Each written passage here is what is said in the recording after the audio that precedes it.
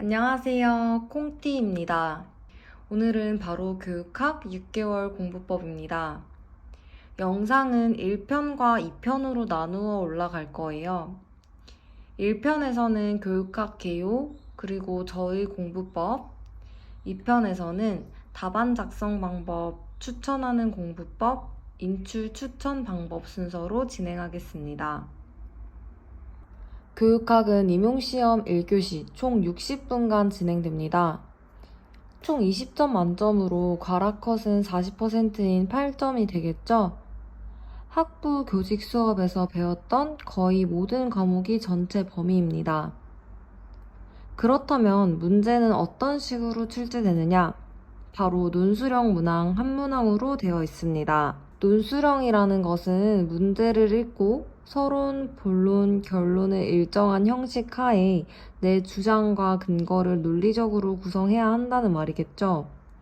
여기서 작문이나 논술에 자신이 없으신 분들은 겁을 먹으실 수도 있을 것 같아요. 아니, 나는 글 써본 지가 한참이나 됐는데? 이거 문과한테 유리한 거 아니야? 이런 걱정들이요.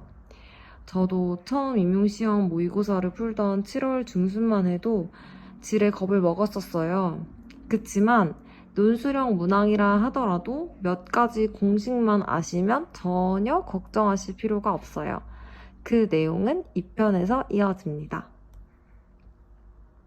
우선 제가 6개월 남은 시점에서 공부한 방법을 말씀드리겠습니다. 저는 인강을 통해 개념을 잡고 모의고사 인강을 통해 실전 연습을 했습니다. 인강은 교수님의 1, 2월, 7, 8월, 9, 11월 강의를 들었습니다. 따로 서브노트는 만들지 않았지만 제공받은 요약자료에 부가적으로 필기해서 서브노트화 했습니다. 세부적인 공부 방법은 다음과 같아요. 첫 번째, 한 달 동안 인강을 복습 없이 듣기. 기본 이론 강의를 듣고 그 후에 제공받은 요약 자료에 중요한 것을 위주로 옮겨 적는 방식으로 공부했어요. 그런데 제가 공부 습관이 워낙 안 잡히기도 했고 복습을 어떻게 해야 할지 몰라서 시간을 너무 오래 쓰게 되는 문제가 발생해 버렸습니다. 결국에는 모의고사 반 개강하기 전까지 절반 정도는 복습 없이 배속으로 하루에 4개 정도씩 들으면서 완강하는 것을 목표로 했습니다. 처음 목표와 다르게 서브노트화 하지를 못한 거죠. 대신에 강의를 들을 때 최대한 집중하려고 했고 또 강사님이 강조하는 부분, 기출, 부가 설명 같은 것은 더 꼼꼼하게 필기해놨습니다. 또한 강사분이 교재의 모든 내용을 말하지 않는 만큼 직접 언급하는 부분은 나중에라도 한 번 더 읽으려고 밑줄로 표시했어요. 두 번째, 2달 동안 영역별 모의고사 강의 듣기. 매주차의 해당 범위를 예습하고 모의고사를 풀고 모의고사 개념을 요약자료에 표시하면서 복습하는 것을 한 세트로 공부했습니다. 조금 더 자세히 설명드려 볼게요. 매주차 해당 범위 예습은 예전에 복습 없이 인강을 들으면서 표시했던 부분만 읽었어요. 그 부분을 읽으면서 요약 자료에 중요한 것만 옮기는 방식으로 진행했습니다. 그런데 이때 암기를 해야지 라는 마음보다는 익숙하게 만들어야지 하는 느낌으로 공부했어요. 거의 매주 교육학 한 챕터씩 나가기 때문에 예습과 복습 모두를 꼼꼼하게 하려면 부담스럽기 때문입니다. 그래서 저는 지금은 익숙하게 하는 거고 복습을 하면서 암기를 하자 하는 마음가짐으로 가볍게 예습을 했습니다. 모의고사를 풀면서는 인출을 연습하고 또 모의고사의 형식을 체화하는 연습을 했습니다. 이때 모의고사 점수에 대해서 고민이 되실 수도 있을 것 같은데요. 모의고사 점수에는 크게 연연하지 않으셔도 된다고 생각해요. 우리가 모의고사를 푸는 목적이 애초에 모의고사를 잘 치기 위한 것이 아니라 이 모의고사를 토대로 빈틈을 채워서 실전에서 잘 치기 위한 것이기 때문이에요.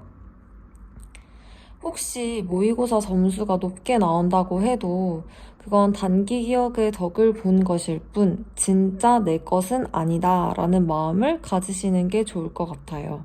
모의고사에 출제된 개념을 표시하고 복습하면서 외우려고 했습니다. 넓고 넓은 범위 중에서 교수님이 모의고사 문제로 출제했다는 것은 그만큼 출제 가능성이 있다거나 중요하다거나 아무튼 합리적인 이유가 있기 때문이라고 생각했어요. 그래서 요약 자료에 형광펜으로 표시를 하고 한 번 더 개념을 다잡으면서 외우려고 했습니다. 이런 방식을 매주 진행했습니다. 매주 지나갈 때마다 지나간 주 범위를 복습할 수 있었으면 정말 좋을 텐데 솔직히 못했어요. 앞서 말씀드렸던 것처럼 예습과 그 주차 복습하는 것만 해도 벅차고 매주 한 세트씩 2달 동안 진행하기 조금 일정이 빡빡하기 때문이에요. 그래도 괜찮다.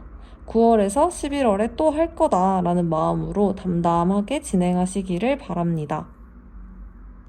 세 번째, 3달 동안 통학 모의고사 강의 듣기. 예습, 모의고사, 모의고사 복습의 큰 틀은 비슷하지만 예습 범위가 좀 더 많아졌습니다.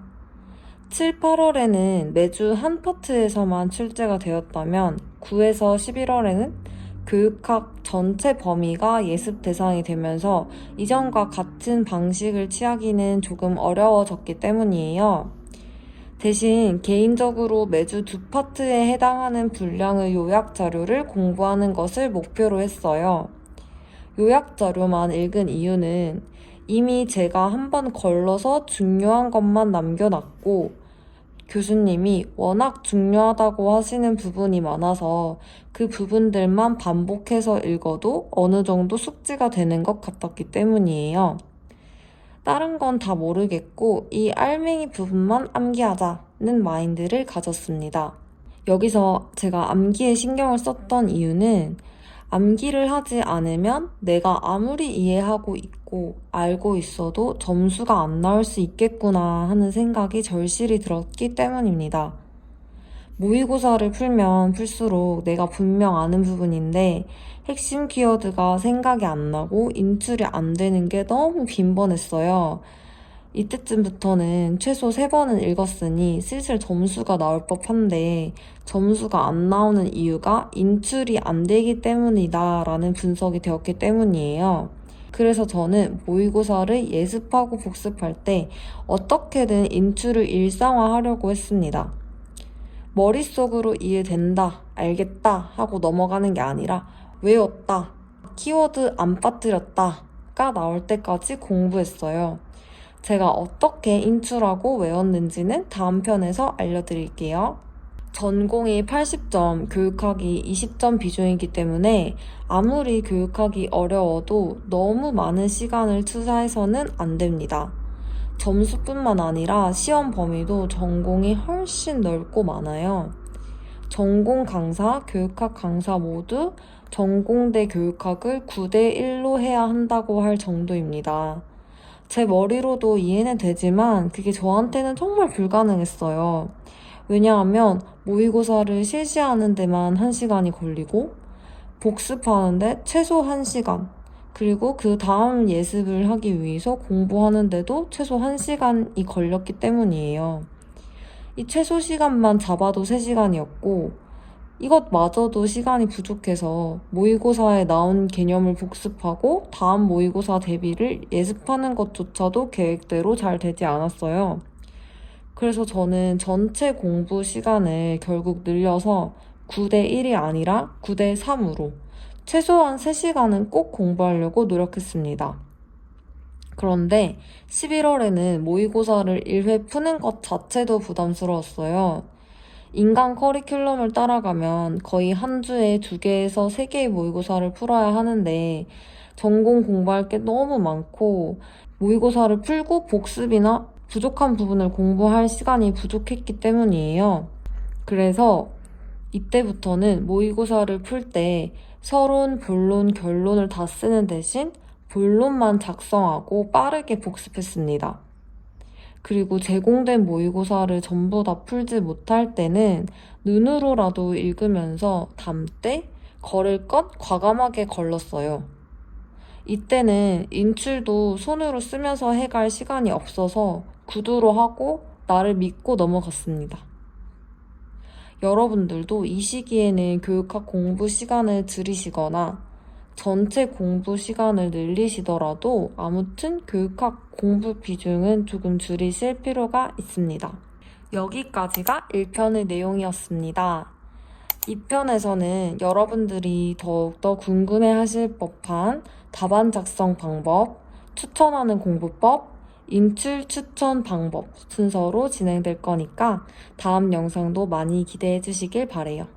감사합니다. 다음 영상에서 봐요. 안녕!